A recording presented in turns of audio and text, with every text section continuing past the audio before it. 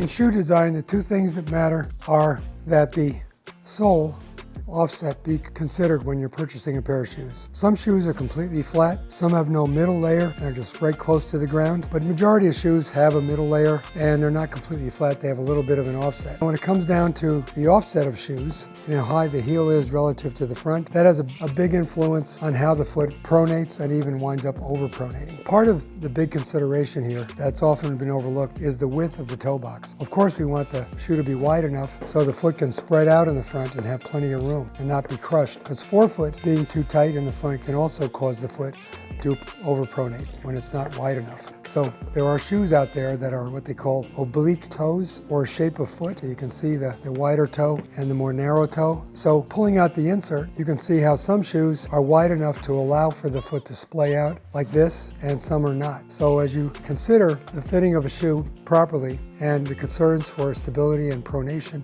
and overpronation, you want to make sure that that toe box has plenty of room and that the offset is correct. So a lot of little features that we can educate you about when we fit you to make sure that the toe box is appropriate and the offset is appropriate as you try to minimize overpronation.